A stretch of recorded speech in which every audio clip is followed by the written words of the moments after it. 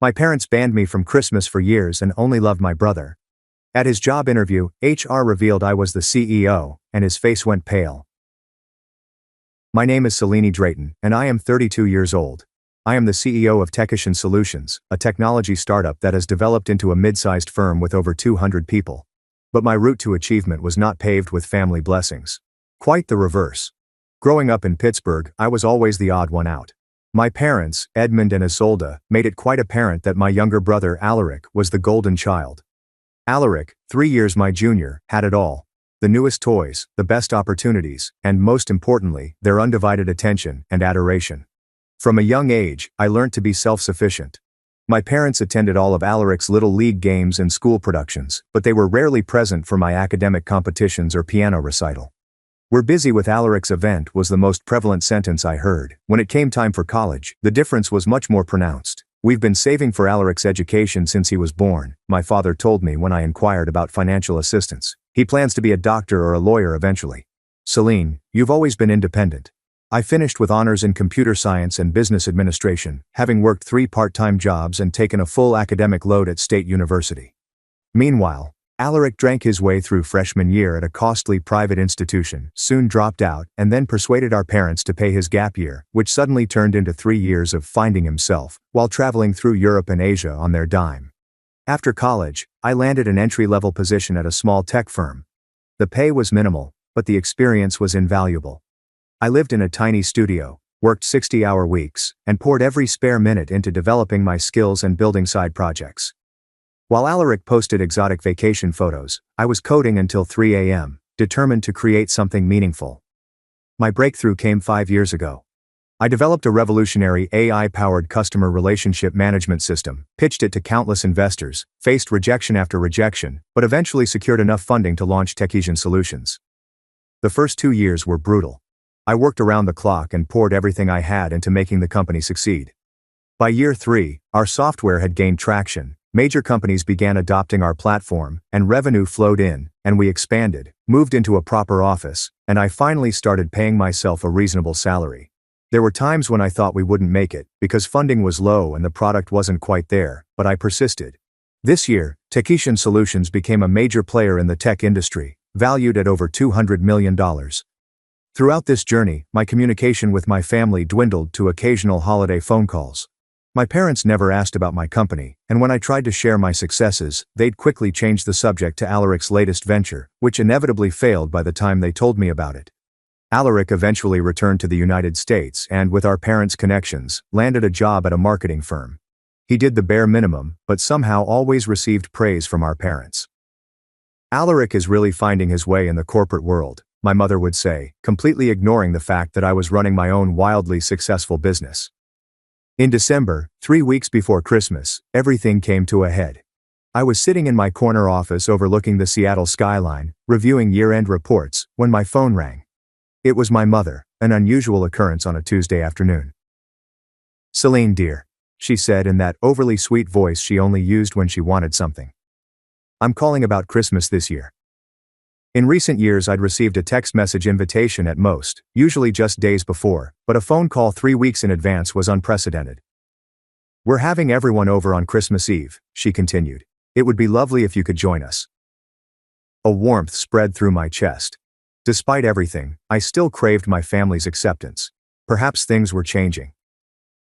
"That sounds nice, Mom," I said, trying to keep optimism out of my voice. "I think I can make it." "Wonderful," she exclaimed. "Oh, and Alaric is bringing his new girlfriend, Marigold Vance. She works at Hargrove and Partners, a famous consulting business. Her father is a partner there." And there it was, the real reason for the call. "She's really fantastic," my mother continued, oblivious to my silence. "Harvard Business School. Fast track to junior partner. Alaric met her at a charity gala. Everyone is so impressed by her. Your father informs everyone that his son is dating a Harvard graduate. Can you imagine the Drayton family ascending in the world?" I took a deep breath. "Mom, did I mention that Techician was featured in Forbes last month? We plan to extend into Europe next year." "Oh, that's nice, dear," she said. "Anyway, Marigold comes from a very good family. Her mother serves on the board of the symphony orchestra, and they have a summer house in the Hamptons. Alaric suggests they travel there for New Year's." Isn't this exciting? I bit my tongue. Very thrilling. Listen, Mom, I need to return to work. I have a meeting in 5 minutes. Of course, dear. We will see you at Christmas. Wear something pleasant, will you? None of those business suits. Marigold is incredibly fashion-forward. After we hung up, I gazed at my phone. My mother's behavior shouldn't have surprised me, but it still hurt. I shook it off and went back to work, trying not to think about the forthcoming holiday. A week before Christmas, I was finishing my travel preparations when my phone rang again, this time from my father. He rarely calls me, so I answered instantly, alarmed. He said, "Celine," gruffly and without greeting. "Dad, is everything all right?" "I'm calling about Christmas," he stated. "Your mother and I have been talking, and we think it might be best if you don't come this year." I sat in startled stillness, my hand clutching the phone. "Alaric's girlfriend comes from a good family," he added firmly. "We don't want anything to complicate things." "Complicate things?" I repeated, scarcely audible. "What does that mean? Do you understand what I mean? Celine and Marigold are wealthy and successful. Her family has ties. We need to show her that our family is respectable, but I am not." The words came out sharper than I had intended. "Don't twist my words," he yelled. "Your brother has an opportunity for a good future here. The last thing we need is you bringing in your alternative lifestyle." "My alternative lifestyle?" I was very perplexed. "Dad, I'm the CEO of a technological company. What exactly are you talking about?" "All that independent woman stuff, the career obsession, the way you always have to one-up your brother with your so-called success." So-called success? The word struck me like a physical blow. "You've always been difficult, Celine," he said when I didn't react. "You've always had to do things your way, never mind how it affects the family. Can you think of someone else for a moment? Think of your brother's future." I sat there, phone clamped to my ear, as my father shattered every notion I had about my status in the family. I wasn't being barred from Christmas because of anything I had done. I was being banned because of who I was: accomplished, independent, and unwilling to pretend I was anything less than I was. "I understand," I finally answered, my voice firm despite the tears threatening to fall. "Enjoy your Christmas." "Good," he said, happy that I didn't fight. "Your mother will call you after the holidays." After hanging up, I sat motionless at my desk, staring out at the Seattle skyline as the winter sun set early, casting long shadows across the city. I had built this company, this career, this life, all on my own, without their help or support, and it still wasn't enough to earn a place at their Christmas table. For the first time in years, I allowed myself to cry over my family's rejection. Deep, gut-wrenching sobs that left me gasping for breath. I cried for the little girl who had never been enough, the teenager who had worked herself to exhaustion trying to earn approval that would never come, and the woman who, despite everything, yearned for her parents' acceptance. When the tears stopped, I wiped my face, squared my shoulders, and went back to work. If I wasn't allowed to spend Christmas at my parents' place, I would make my own celebration. It was my first Christmas alone, and the silence was deafening. From my rooftop apartment in Seattle, I could see the Space Needle lit up with holiday lights. I had just decorated a modest tree and a few ornaments. Callista, my executive assistant, sent me a note saying, "Merry Christmas, Celine. Remember, my mom's legendary eggnog is ready for you if you change your mind about coming over." Callista had been horrified when I indicated I'd be spending Christmas alone and had instantly invited me, which I respectfully declined, not wanting to intrude. Before I could react, I received another message from Ophelia, my best friend since college. "Merry Christmas, Becca. Dorian and the kids are inquiring when Auntie Celine will arrive. The ham is in the oven, and there's a glass of wine bearing your name on it. Please tell me you aren't spending the day alone in your antiseptic flat." I smiled despite myself because Ophelia knew me too well. We had met during freshman orientation and been inseparable ever since. She had witnessed firsthand my struggles with my family, and had opened her own family to me without hesitation. I stared at my phone for a long time before making a decision. I texted Ophelia back, "Give me an hour. I will bring dessert." I quickly showered and dressed, then drove at the only open bakery to pick up a chocolate cake. As I parked into Ophelia's suburban driveway, the front door burst wide, and her 7-year-old twins, Isabeau and Caspian, raced out to greet me, still wearing their Christmas jammies.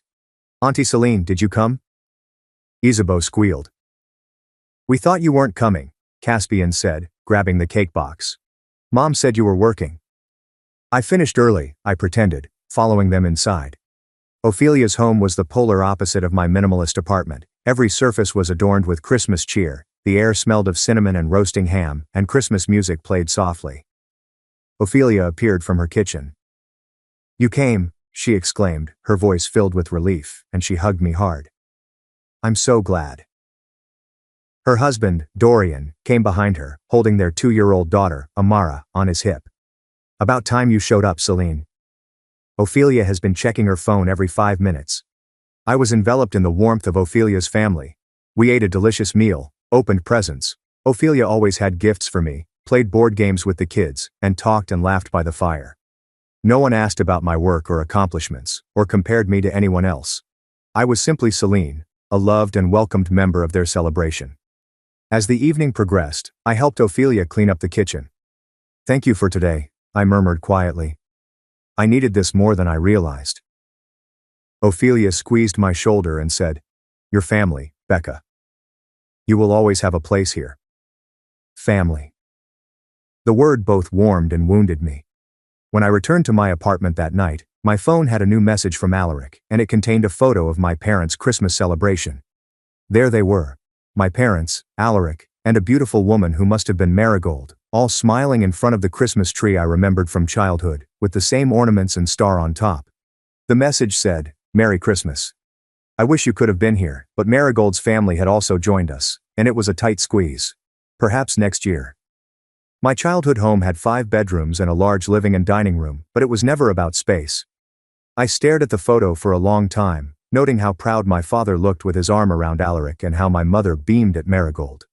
They were a picture-perfect family, and there was no room for me in the frame. At that moment, something inside me shifted, a door closed and a window opened. If my family didn't perceive my worth, I would stop seeking their approval and focus all of my efforts on the one thing that had never failed me: my work. I worked more hours than ever before during the week between Christmas and New Year's. My team was on vacation, so the office was quiet, allowing me to work without interruption. I refined our 5-year expansion plan, started discussions with potential European partners, and created a new marketing strategy. Callista returned to work in early January and was surprised to find my office completely reorganized. "Did you work for the entire holiday?" she inquired, concerned. "I had a breakthrough," I said, barely looking up from my computer. "I think this is going to be our biggest year yet." In the 3 months that followed, Techician Solutions signed 2 large contracts with Fortune 500 businesses, confirmed our European development plans, and began creating a new AI product that promised to transform the industry. During this time I didn't think much about my family. My parents didn't call after Christmas, and I made no effort to contact them. Alaric occasionally texted me updates on Marigold, but I responded with brief, polite messages that revealed nothing about my personal life. As a result, the company thrived. As March approached, I was fully immersed in preparations for our biggest expansion yet. We were moving to a larger office space in downtown Seattle, hiring dozens of new employees across all departments, and Techician Solutions was no longer a startup, but a major player in the tech industry, with me at the helm. "Celine, do you have a minute?" Our HR director, Elowen Price, popped into my office one afternoon in mid-March. "Of course, Elowen. What's up?" Elowen arrived, locking the door behind her, holding a folder in her hands and wearing a strange expression that ranged between amusement and concern. "We've received over 300 applications for the senior project manager positions," she said, seated next to me. "The hiring team has narrowed it down to about 20 candidates for first-round interviews." "That's wonderful," I remarked, wondering why this needed to be done in person rather than via email. "Are you finding quality candidates?" "For the most part, yes," she said. "But there's one application I thought you should see." She slid the folder onto my desk and toward me. My brother, Alaric Drayton, had a resume inside, which I quickly scanned, noting the inflated job titles and vague accomplishments he had listed. His current position was Executive Marketing Strategist at a small local firm, where he was at best a mid-level marketing associate. "Was you aware he was applying?" Elowen inquired carefully, as she was one of the few people at the company who understood anything about my family. "No," I said, still looking at the resume. "I had no idea." "He was quite confident during the phone screening," Elowen recounted with a chuckle. "Actually, he was rather condescending to Saran in HR, assuming she was just a secretary and asking to speak to someone who actually makes decisions." I winced. That sounded just like Alaric. The position requires at least 5 years of project management experience and proficiency in 3 programming languages, Elowen added. As you can see, his resume does not meet those requirements. But he requested that we consider him for a senior role rather than an entry-level position. I sat back in my chair, my mind racing. Alaric had no idea I was the CEO of Techician Solutions. I had always used my middle name, Victoria, in press releases and public appearances to maintain some privacy, and my brother had never expressed any interest in my career. But now, by pure coincidence, or perhaps because our company's rapid growth had put us in the news, he had applied for a job at my company. What would you like to do? Elowen inquired. Clearly, there is a conflict of interest here. I carefully considered my options. I could reject his application outright, which would be justified given his lack of qualifications. I could recuse myself entirely from the process and let the hiring team make their decision without knowing about our relationship. Or I could use this opportunity to finally show my brother the truth about my life and success. I want you to treat his application like any other, I ended up saying. If he doesn't meet the basic qualifications, he shouldn't proceed to an interview. Elowen paused. On paper, he's not qualified, she conceded, but he did mention some contacts with possible clients that the team believed may be useful. They advanced him to the next round despite his lack of technical qualifications. Connections. He was constantly promoted based on who he knew rather than what he could do. When is his interview scheduled? I asked. Tomorrow at 2 p.m. I made a decision. I will not be personally involved in the hiring process. That would be unethical. But I would like to observe the interview. Could you please arrange for me to sit in anonymously? Please introduce myself solely as a senior board member. Elowen nodded. We can do it. The panel will not mention your name or title. After Elowen left, I sat staring at Alaric's resume, emotions swirling inside me. Part of me felt guilty for what might appear to be a setup, but another part, the part that had been rejected and dismissed for years, wanted Alaric to finally see me for who I truly was, not just his overlooked sister, but a successful CEO who had built something meaningful through hard work and determination. That night, I barely slept. I rehearsed in my mind how I would behave during the interview: professional, detached, fair. I wouldn't let our personal history influence my judgment, but I also wouldn't pretend to be less than I was. For once, Alaric would see me clearly, free of our parents' distorted lens. The next day, I dressed with extra care in a tailored navy suit, my hair pulled back in a sleek ponytail, and I headed to the conference room where the interviews were being held, taking a seat at the far end of the table with the other observers. I reviewed Alaric's resume once more, and prepared a few technical questions that would challenge him without being unfair. At precisely 2 p.m., Elowen and Alaric entered, and my breath caught in my throat. I hadn't seen my brother in person in over a year, and he appeared older and more polished in his fine suit. He carried himself with the confidence of someone who had never been told he wasn't good enough. For a moment, I was that little girl again, watching from the sidelines as my parents lavished attention on their golden child. But then I remembered where I was, in the company I had built from nothing, sitting in a position of leadership I had earned through years of hard work. I straightened my shoulders, ready for whatever came next. The Techician Solutions headquarters, located on the top 3 floors of a gleaming skyscraper in downtown Seattle, had a conference room with floor-to-ceiling windows and stunning views of Puget Sound. The walls were adorned with modern art, and I could tell from Alaric's expression when he walked in that the room had served its purpose. Elowen presented the interview panel: Seren from HR, whom Alaric had spoken with on the phone, Lucian, the technical director, and Thalia, the current senior project manager. She then motioned to the spectator area, where I sat with 2 other executives. We also have members of our leadership team observing today, Elowen said calmly. They'll be sitting in on several interviews to ensure consistency in our hiring process. Alaric hardly looked at us, his gaze fixed on the panel. He smiled confidently as he took his seat, fixing his tie in a move I recognized from childhood, a habit he did when he wanted to impress someone. Thank you for the opportunity, he told me. I've been following Touch Vision's growth, and I'm excited about the possibility of bringing my expertise to your team. Alaric had no idea what Techician did beyond the most broad definition of tech solutions.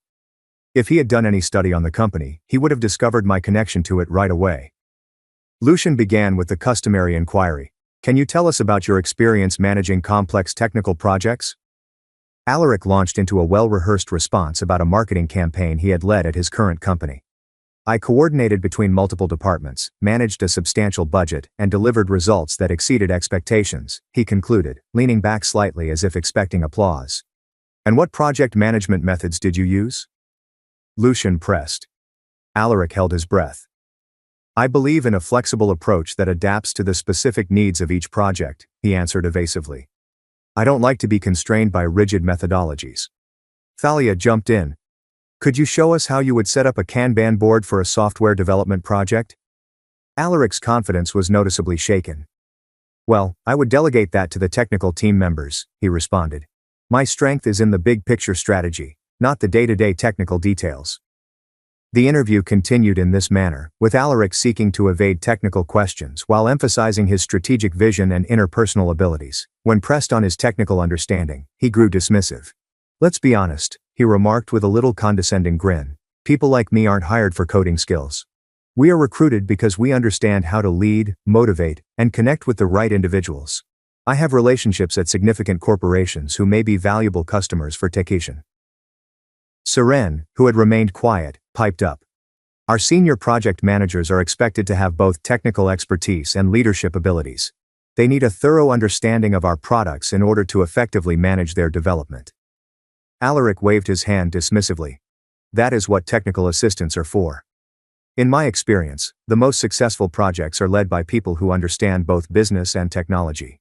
No offense, but self-made folks without suitable backgrounds frequently overlook the big picture because they are overly focused on technical details. Everyone in the room, including myself, was aware that Techician had been developed from the ground up by self-made individuals. Eloan's brow furrowed slightly in response to my remark. Tell us about a time when you faced a significant challenge on a project and how you overcame it, Lucian inquired, maintaining a professional tone despite the anxiety in the room. Alaric began telling a story about saving a marketing campaign when a vendor failed to deliver.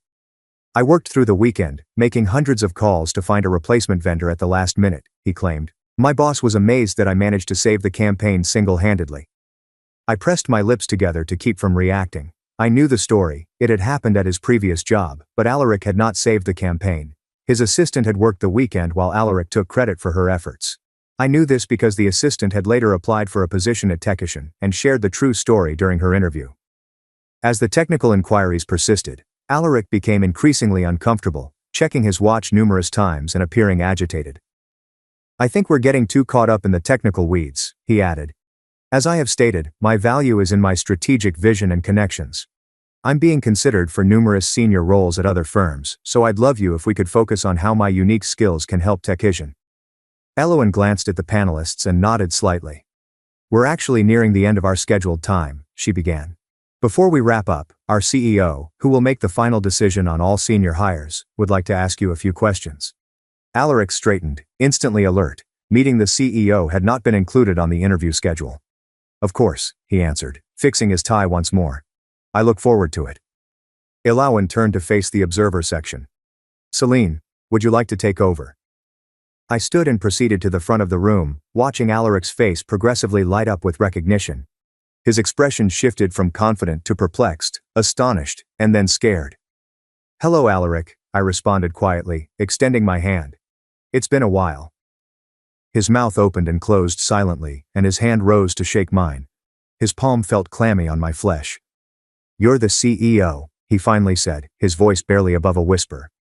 Celine Victoria Drayton, founder and CEO of Techician Solutions, I confirmed, taking the seat directly across from him. I recused myself from the initial screening process for obvious reasons, but I do make the final decisions on all senior hires. Alaric's face had lost its color, and his eyes flew about the room, looking for a way out, but he was stuck in this moment of reality. I have a few questions, I continued professionally, opening his resume folder. I see you've listed your current position as Executive Marketing Strategist, but when I contacted Hargrove Partners last week about a possible collaboration, Percival Hargrove mentioned you were a marketing associate. Could you explain the discrepancy? Alaric's eyes widened when his boss's name was mentioned. I handle executive-level projects, he stammered. It's a functional title rather than an official one. I agreed and took a note. And your resume says you know Python and Java. Could you describe briefly how you would use either language to build an API integration? I oversee teams that handle that sort of thing, he continued, tugging on his collar. As I previously mentioned, I focus on strategy, not coding. I see, I said, closing the folder. One final question. You mentioned having connections who could refer lucrative business to TechAscion. Could you be more explicit about those contacts and how they have translated into business results in your current position? Alaric shifted uncomfortably. Well, Marigold's father, that is my girlfriend's father. He's a partner at a major consulting firm, and my father knows several business owners in Pittsburgh who might. His voice trailed off as he realized how weak this sounded. The connections he was so proud of were, at best, second-hand, leveraging relationships that weren't even his. Thank you for your time today, Alaric, I replied, rose to close the interview. Our HR team will be in touch regarding next steps. I offered my hand again, retaining complete professionalism despite the tumult of emotions beneath the surface. Alaric shook it, still looking stunned. Thank you, he said, clutching his portfolio with quivering hands. Alain went up to guide him out. As they approached the door, Alaric looked back at me with a mixture of uncertainty, embarrassment, and something else, perhaps a dawning realization, in his eyes. Then he was gone, and the room grew silent. Lucien let out a low whistle. Well, that was unexpected, he replied. I take it you two know each other. He's my brother, I said simply, gathering my notes. That's why I didn't participate in the original screening process. Please analyze his application based on our regular criteria, disregarding our relationship. The team nodded, but I could see the questions in their eyes. I excused myself and returned to my office, locking the door behind me. It was only then that I allowed myself to understand what had just transpired. I didn't intend to embarrass Alaric, but I also didn't shield him from the consequences of his own arrogance and lack of preparation. For once, he had been judged solely on his own merits, without our parents' influence swaying the scales in his favor. I felt no satisfaction in his discomfort, only a strange sense of closure. For years I had worked in the shadows of my family's dismissal, developing something they had never acknowledged. Now that Alaric knew the truth, it was unclear whether anything would change. I had just finished collecting my thoughts when my office phone rang. It was Alain at the reception desk. Celine, she replied, her voice tight. Your brother is still inside the building, he's demanding to talk with you and is on the phone with someone. I guess that could be your father. I closed my eyes briefly, knowing that this was not done with Alaric. It never was. Send him in, I told him. And Alain, thank you for handling the situation so professionally. Of course, she said. That's what we do here, handle things professionally. Despite the looming confrontation, the subtle emphasis on her final words made me grin. Whatever occurred next, I had developed a team of people who valued competence and integrity, which was worth celebrating on its own. I had scarcely recovered when Alaric stormed into my office without knocking, his face flushed with humiliation and anger. What the hell was that? He demanded, locking the door behind him with greater force than required. I remained sat, my voice cool and professional. That was a job interview, Alaric. For a position you applied for. You made me look like a fool, he yelled, pacing in front of my desk. You ambushed me. I did nothing of the sort, I responded calmly. You applied to my company without even conducting basic investigation. If you had, you would have realized I was the CEO. Your lack of preparation is not my fault. He paused his pacing and looked at me incredulously. How was I expected to know? You never discuss your work. I've tried to talk about my work for years, I explained. But no one in our family has ever been interested. But a simple Google search for TechAscion Solutions CEO would have yielded my name and image. Alaric raked his hand through his hair, a motion reminiscent of our father's frustration. This is just like you, Celine. They are constantly trying to outdo me and make me appear awful. I took a long breath and reminded myself to remain calm. Alaric, I recused myself from the original screening process specifically to avoid any conflict of interest. The hiring team's appraisal was the sole reason you made it to the interview stage. I only participated at the end, as I do with all senior position interviews. But you asked me those impossible technical questions, he lamented. You knew I couldn't answer them. Those were typical questions for the position you applied for, I patiently explained. Every candidate is required to demonstrate their technical knowledge and experience. That's why the job description specifies the necessary abilities and expertise. Alaric sank into a chair across from my desk, his initial rage giving way to a sullen defensiveness. Dad's furious, he murmured. He's on his way here. I felt a chilly weight descend in my stomach. Is Dad coming here, to my office? I contacted him shortly after the interview, Alaric acknowledged, avoiding my gaze. He and Mom are both coming. They were already in Seattle, visiting Marigold's parents. My parents, despite several invites, had never visited me in Seattle, but they would go across the nation to meet the family of their son's fiancée. Alaric, I explained cautiously, this is my workplace. Whatever familial concerns we have should be addressed personally, not in my professional setting. He shrugged, expressing both hopelessness and a disregard for my boundaries. Too late. They're probably already inside the building. As if on cue, my phone rang again, this time from the reception desk. Miss Drayton, your parents have requested to see you. Should I send them up? I closed my eyes briefly to center myself. Yes, please accompany them to my office. Could you please invite Aloan and Callista to join us in about 10 minutes? Having witnesses would perhaps prevent the incident from becoming too serious. While we waited, Alaric's phone rang with a text message, which he examined with a smug smile. Marigold's father might be interested in investing in your little company, he remarked. That's what connections can do for you.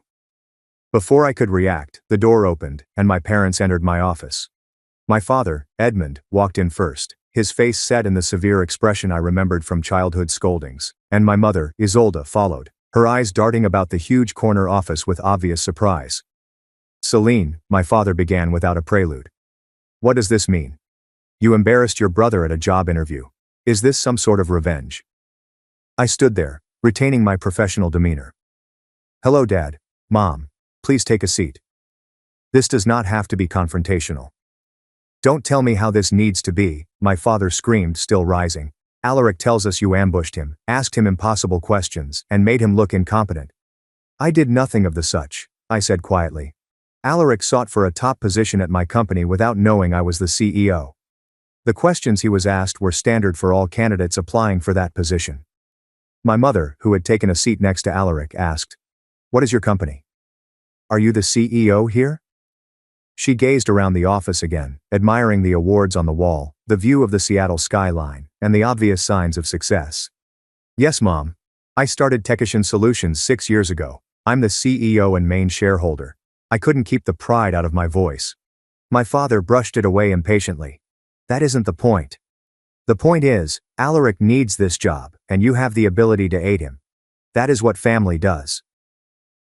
The position Alaric applied for requires technical skills and experience he doesn't have, I told him. It wouldn't be fair to other candidates or to the company to hire someone unqualified because of family connections. So you're unwilling to aid your brother? My father demanded, his voice rising. After everything we've done for you? Something inside me snapped at those words. What have you done for me? I repeated, my voice dangerously quiet. And what precisely would that be, Dad? My father was surprised by my tone. We raised you, educated you. No, I said, stunning everyone in the room, including myself. You reared me but did not teach me. I worked 3 jobs to pay for college, and you paid for Alaric's expensive university. You've never supported my profession, expressed interest in my accomplishments, and most recently, barred me from attending Christmas because you feared I'd humiliate you in front of Alaric's girlfriend. My mother exclaimed, "That's not what happened." It's exactly what happened, I stated firmly.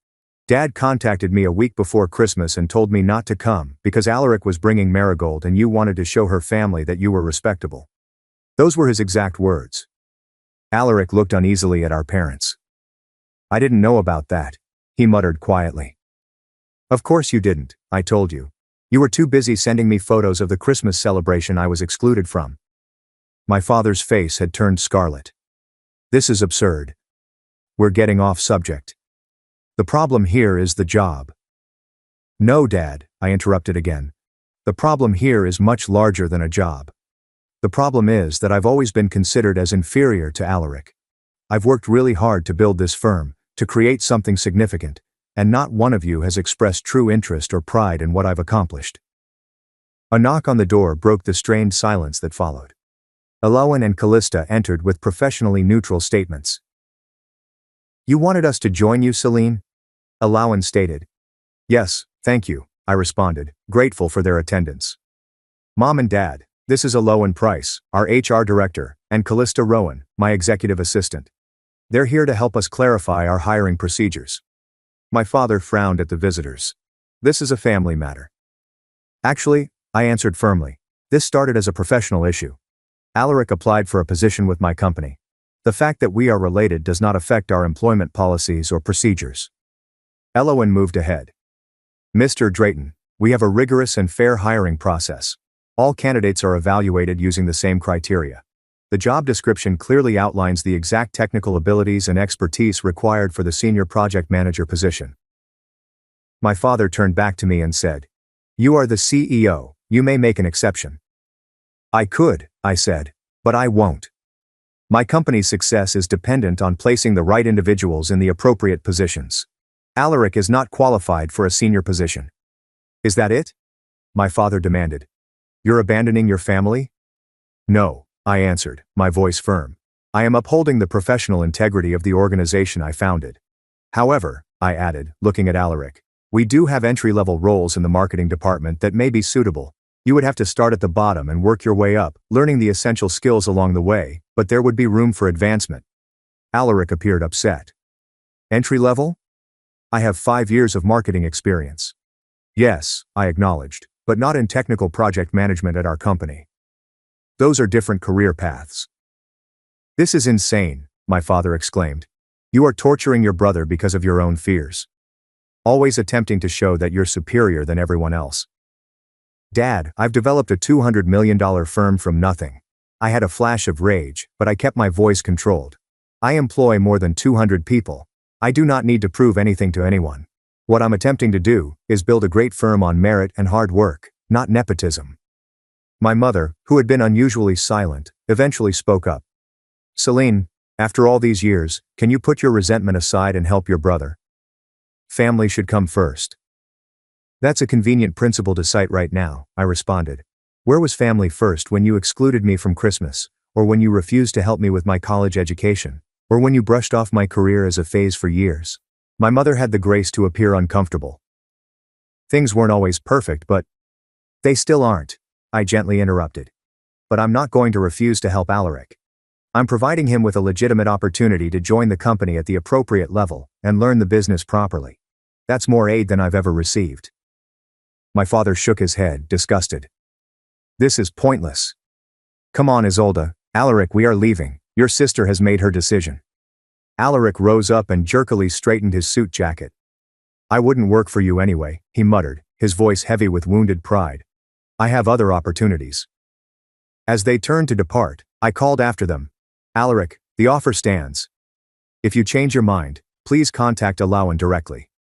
My father ushered my mother and brother toward the door, but as they approached, my mother paused and turned back to look at me, possibly for the first time in years.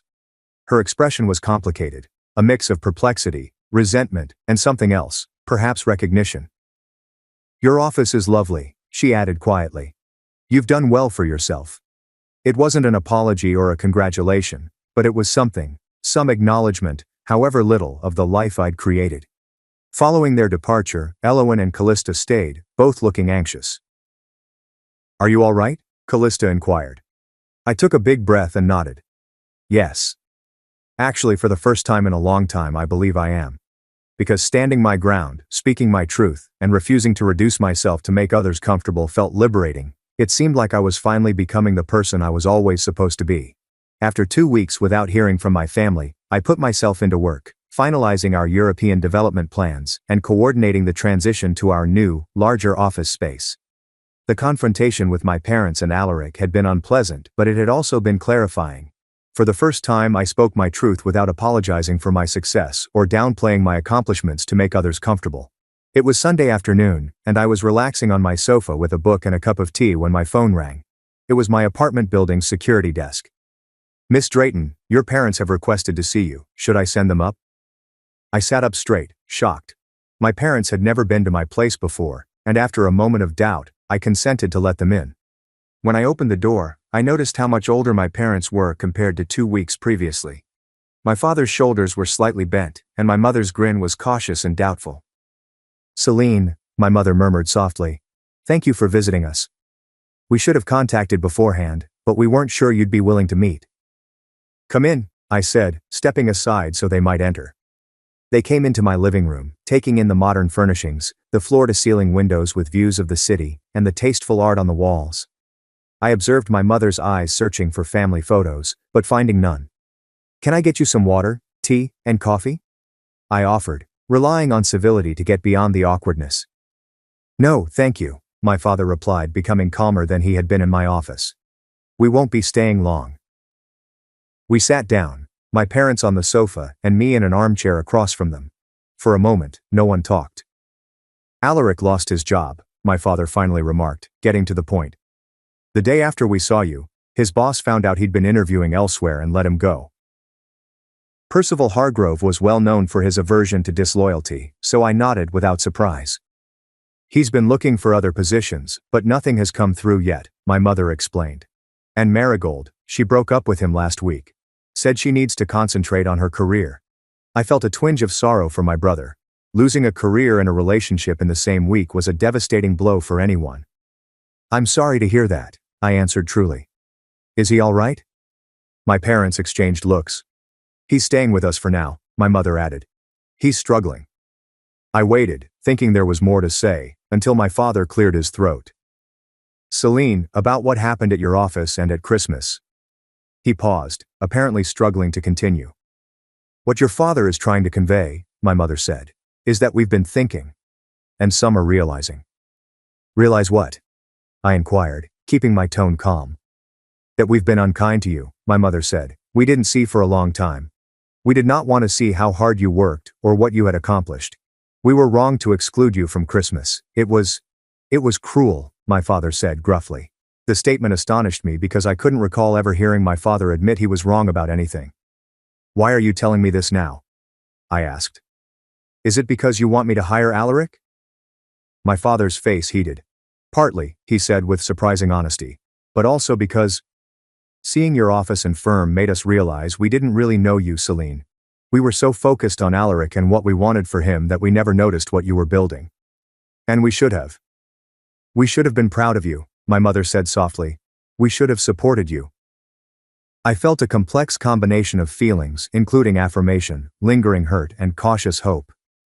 "It's not too late," I said, "to get to know each other. But it must be different. I will not undervalue myself or my accomplishments in order to make others feel better. Not anymore." My father nodded slowly. "We get it now. At least we're trying." "About Alaric," my mother said tentatively. "The offer I made still exists," I answered. "He can apply for an entry-level position in our marketing department. He and everyone else will have to earn any promotions depending on their performance. But I'll make certain he receives fair attention." "That's more than fair," my father agreed. "I'll talk to him." After a little period of silence, my mother inquired, "How did you do it, Celine? Build everything on your own?" For the first time in my adult life, my mother inquired about my work with genuine interest, and I began to tell her about Taekishin's early days, the hurdles and breakthroughs, the hard nights and modest successes that had led to where I was now. As I spoke, I noticed a shift in my parents' expressions. Not just acknowledgement, but a newfound respect. They were finally recognizing me as a successful woman who had produced something substantial through her own work, rather than their daughter who needed to stay in her place. When they left an hour later, nothing had been totally resolved. Years of dismissal and favoritism couldn't be erased in a single chat, but a door had been opened, creating the prospect of a different type of connection in the future. The following week, Alaric called Aloan to inquire about the entry-level marketing position. He sounded somber, humbled by recent events. Aloan put him through the usual application procedure, and he was interviewed by the marketing team without any special consideration. To my surprise, he took the post when it was offered, despite the huge pay drop from his former employment. On his first day, he came to my office, frightened but determined. "I want to do this well," he stated. "Learn the business properly. Earn my place. That's all anyone is asking," I said. "And Celine," he said, "I apologize. About Christmas, about a variety of topics." I nodded, accepting his apology without taking it too lightly. "Show me with actions, not words, Alaric.